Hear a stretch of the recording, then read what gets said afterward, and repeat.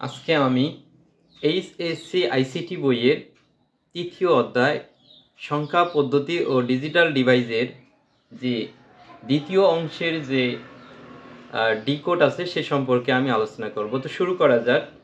গত ক্লাসগুলোতে আমি এনকোডার নিয়ে আমি আলোচনা করেছিলাম। আজকে আমি আলোচনা করব ডিকোডার নিয়ে। তার ডিকোডারটা লিখে রাখি, ডিকোডার।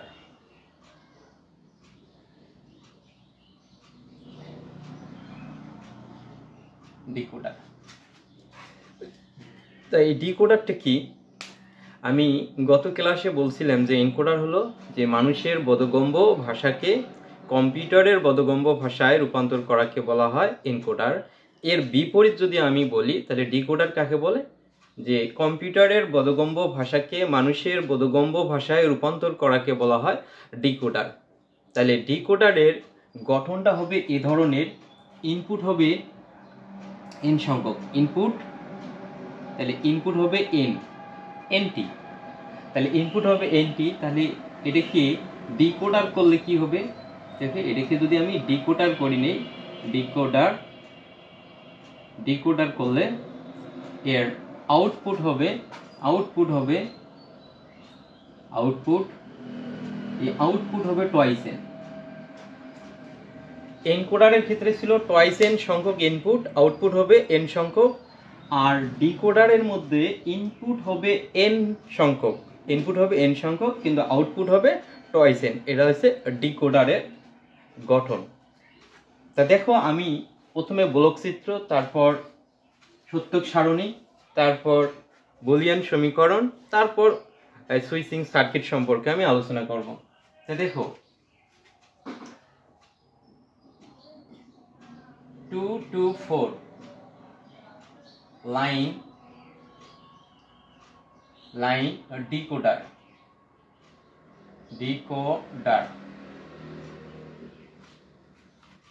এর ব্লক চিত্র আঁকবো।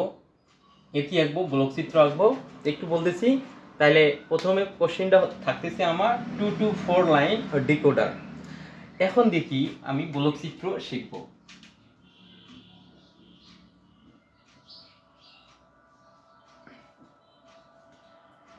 প্রথমে আমার যেহেতু ইনপুট আমি কয়টা দেব, দুইটে দিলাম, এ আর দেব কি বি।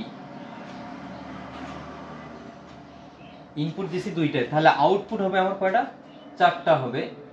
আমি এটার মধ্যে D0 ডিজিট বুঝাচ্ছি, D0, D1, D2, D3। এটা হলো ব্লক চিত্র। এটা কি চিত্র? ব্লক চিত্র। এটা হলো ব্লক চিত্র। এটা হচ্ছে আমার ডিকোডার। আচ্ছা, এটা ব্লক চিত্র।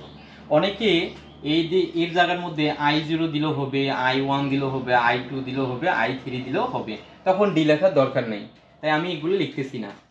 আচ্ছা, এখন আমি সত্যক সারণী শুরু করব।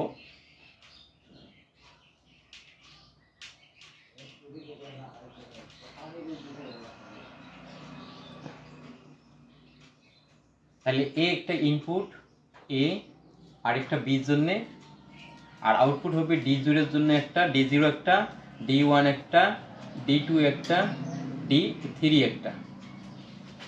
আচ্ছা, তাহলে এ রাখলাম, বি রাখলাম, তারপর হলো D0, D1, D2, D3। এটা হচ্ছে D2 আর এটা হলো D3। এখন আমার ঘর হবে কয়টা? যেহেতু ইনপুট নিচ্ছি আমি দুইটা, তাহলে পাওয়ার দিয়ে 2 দিয়ে 2 দুগুণ 4, তাহলে 4টা আমার কি হবে? ঘর হবে।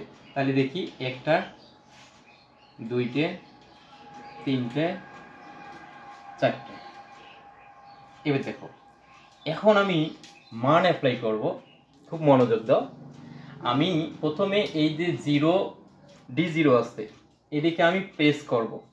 যখন আমি এটা প্রেস করব D0টা, তখন অন হবে, অন হলে 1 হতে হয়, তাই আমি 1 দিলাম।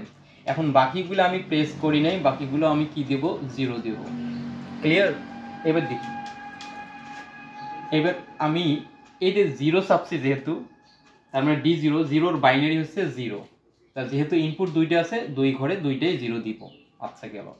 এখন আমি D1 কে প্রেস করব, D1 কে প্রেস করব, বাকিগুলো প্রেস করি নাই, তাই বাকিগুলো 0 দিতে হবে, বাকিগুলো 0 দিতে হবে।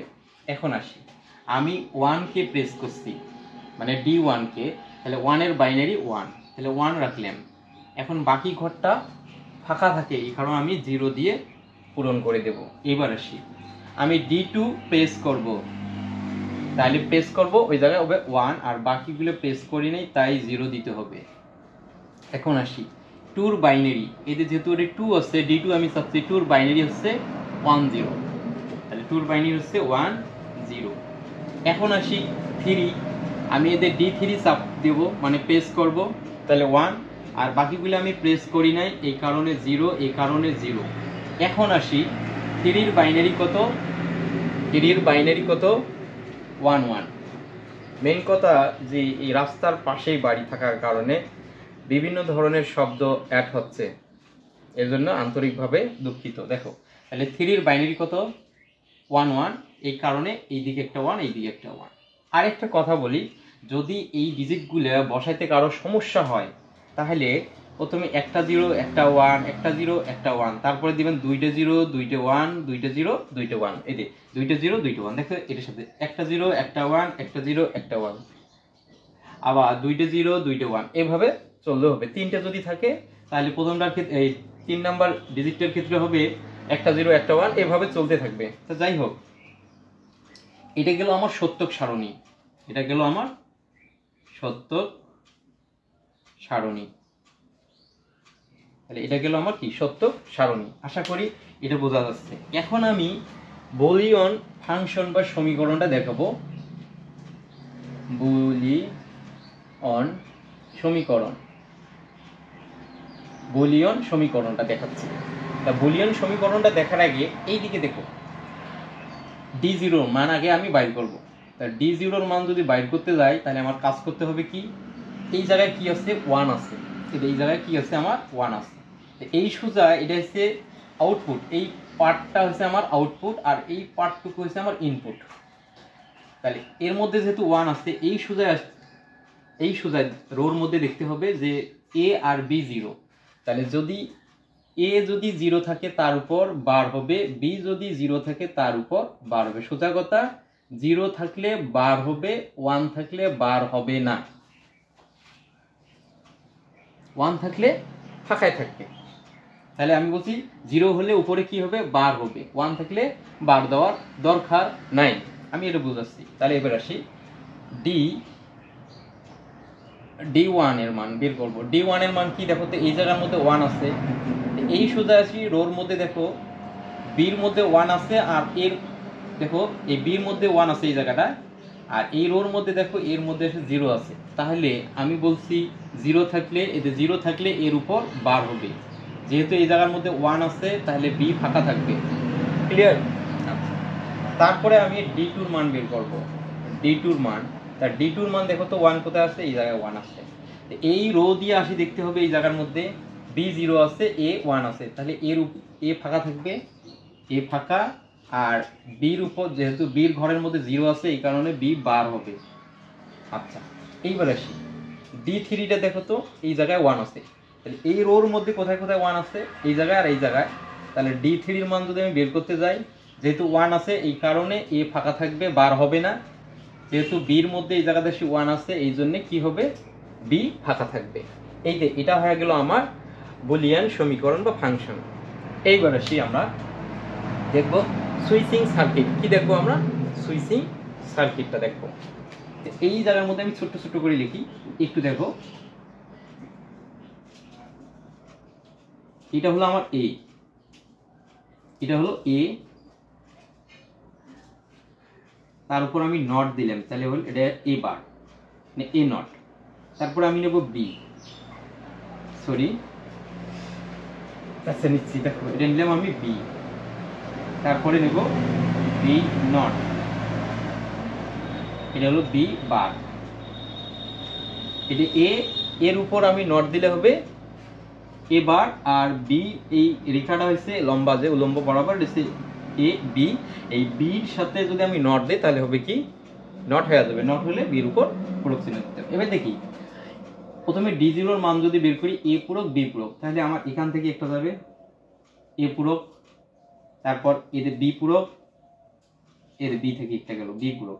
যেহেতু এই পাশাপাশি গুণ আছে মানে ডট আকারে আছে, এই ডট বি আকারে আছে, তা গুণ হলে কি হয় অ্যান্ড গেটের মতন হয়, ডির মতন। আচ্ছা দেখো তাহলে এটা হবে ডি জিরোর মান বের করলাম, এটা হলো ডি জিরোর মান। এখন আসি ডি ওয়ানের মান বের করলে কি হবে এ পূরক বি, তাহলে আমার এখান থেকে একটা যাবে এ পূরক আর কি আছে বি, শুধু বি, শুধু বি, এখান থেকে একটা, যেহেতু এই পাশাপাশি কি আছে গুণ আছে এই কারণে আমার কি হবে অ্যান্ড এর মতন হবে, তাহলে এটা পেলাম ডি ওয়ান, এটা পেলাম কি ডি ওয়ান। এখন দেখো ডি টুর মান যদি আমি বের করতে যাই এ পূরক নাই বি পূরক আছে, তাহলে শুধু এ থেকে একটা যাবে, এ থেকে একটা গেল,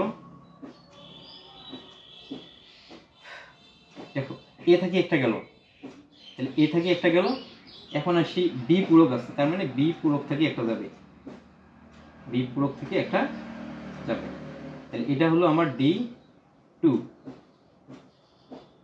এখন আমি ডি থ্রিটা দেখাচ্ছি, দেখো ডি থ্রিটার মধ্যে আছে এ আর বি থেকে যাবে, তার মানে শুধু এ থেকে একটা যাবে, এ থেকে একটা, আরেকটা কোথা থেকে যাবে বি থেকে যাবে একটা, শুধু বি থেকে একটা,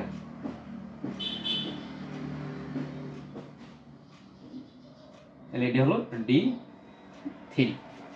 এই যে এতটুকু আশা করি দেখো এ পূরক বি পূরক, তার মানে এ পূরক আর বি পূরক থেকে গেছে একটা, তারপর আছে এ পূরক বি, এতে এ পূরক আর শুধু বি থেকে একটা গেছে, তারপর আছে এ বি পূরক, এতে এ আরেকটা গেছে বি পূরক থেকে একটা, আরেকটা গেছে এ বি, শুধু এ বি, এতে এ থেকে একটা, এতে বি থেকে একটা।